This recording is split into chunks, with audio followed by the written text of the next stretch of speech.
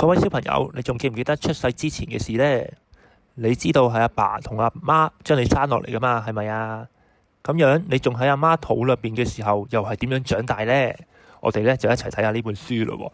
呢本書呢就係講你在媽媽肚子裏的時候，你生命嘅源頭叫做卵子。其實喺阿媽出生嘅時候，卵子就已經喺佢身體入邊噶啦。一開始係咁嘅，喺你誕生大約9個半月之前，阿媽嘅卵子同你生命嘅另一個源頭就係阿爸嘅精子相遇後之後，變成好似蛋一樣嘅嘢，叫做受精卵。而呢粒受精卵呢，只係得好細、好細、好細嘅啫，就算擘大隻眼啊，都幾乎睇唔到嘅。啱啱形成嘅受精卵呢，其實裏面只有1個細胞嘅啫。不過呢，細胞會不斷咁增加，一直到你出世嘅時候，已經變咗好多個噶啦。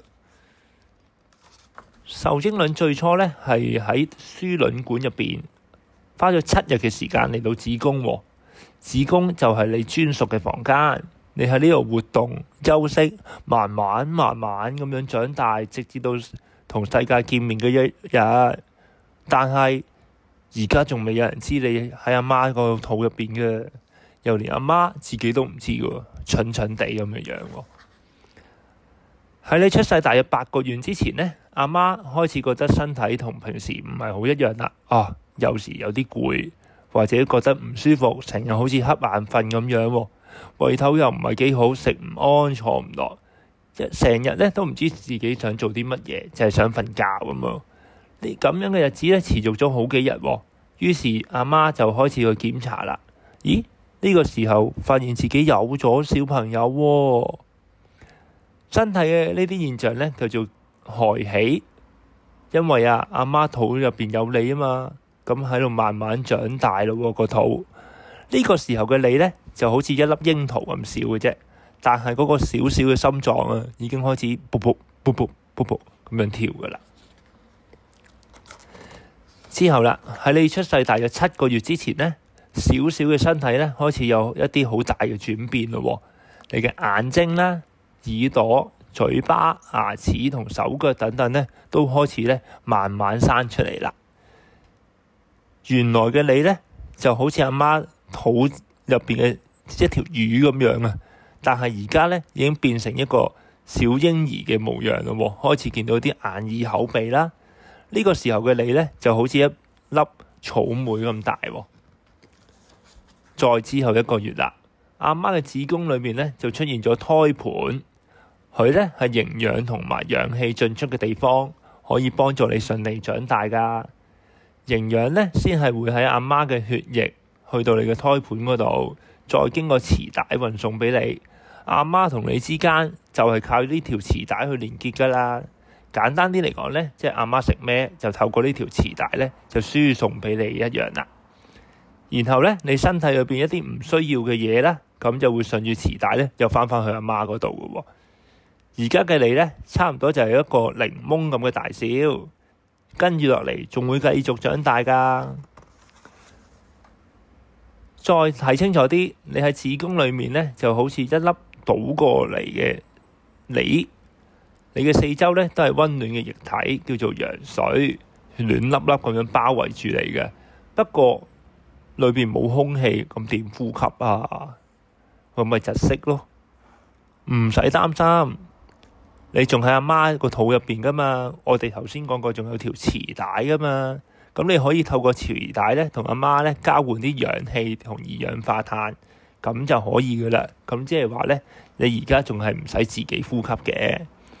所以呢，喺羊水裏邊呢，你係會好舒服嘅，咁啊唔使擔心浸親啦。再之後1個月咯，啲耳仔呢就開始慢慢成長啦。你開始聽得見呢阿媽嘅聲音嘅，亦都聽得見呢阿媽肚外邊嘅聲音。咁可能呢，阿爸同你傾偈啦，阿媽喺度聽歌啦，咁你都可以聽得到嘅。咁而你不斷飲嗰啲羊水再吐翻出嚟呢，就其實係練緊點樣呼吸啦。你知唔知啊？BB 一出世嘅時候呢，就會哇哇大叫噶啦，喊出嚟嘅聲音呢，就只係代表佢識呼吸啦。所以呢，呢個反覆嘅練習呢，係好重要噶。呢個時候嘅你呢，就好似個橙咁大嘅。不過等等先，飲咗羊水唔係即係有小便咯，咁我哋屙尿咁點算啊？咁梗係留返去羊水入邊啦。仲有喎，你喺阿媽個肚裏邊係唔會大便噶，羊水咁咪好污糟咯，咁咪有啲尿喎。咁我哋唔緊要嘅，喺你飲咗落去之後咧，身體就會過濾返出嚟噶啦。咁等你出世之後咧，咁啊變成咗胎便咁樣排出嚟，所以咧羊水都係一直係好健康同乾淨噶。而呢個時候嘅你咧，就開始喐下手喐下腳啦，啜下手指。雖然咧你而家仲係好細個，不過好多人類嘅動作咧，你而家都識噶啦。再之後1個月啦，你就開始咧喐手喐腳啦。阿媽咧都開始感覺到你嘅喺胎入邊喺度喐喎，呢啲咧就叫做胎動。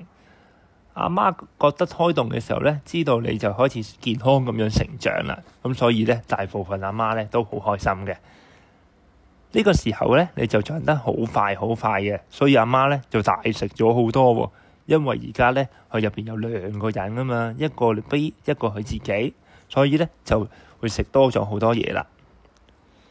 記唔記得之前講啊？BB 咧就好似一個橙咁大嘅啫，而家咧就變咗一串香蕉咁大噶啦。喺你出世大約3個月之前咧，你嘅骨啦、肌肉咧都開始變得強壯啦，開始咧可以做多好多嘅活動咯。你又會用隻腳嚟踢下阿媽啦，或者咧阿媽拍下你個肚皮嘅時候咧，咁你都感覺得到喎，好似同佢打招呼咁樣喎。而呢個時候咧，阿爸咧又會將隻手擺喺阿媽個肚裏邊，喺度諗緊BB 喺度做緊啲咩咧？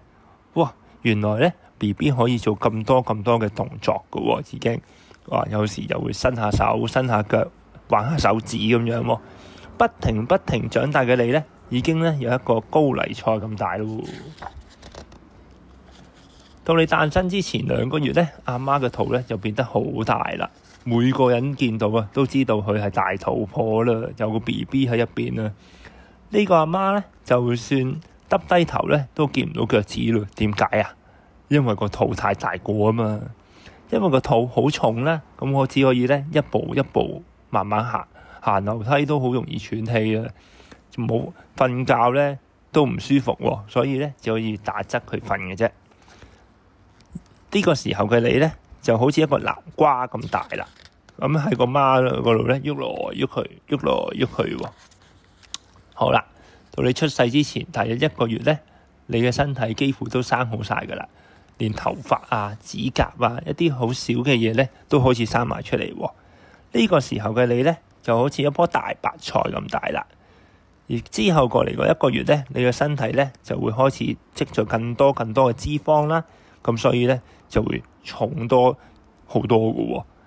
因為咧咁樣你出世嘅時候咧，先有足夠嘅能量啊嘛，咁你要爬出嚟嘅咯喎。咁所以咧喺呢段時間咧，你都係唞多陣先，到最尾咧你要爬出嚟啦。好快啦，咁你就要出世咯喎。阿爸阿媽咧就要諗下你叫咩名咯喎。你身體每一個部位咧都準備好啦，隨時可以出世啦。而你嘅身高咧就大約係50公分。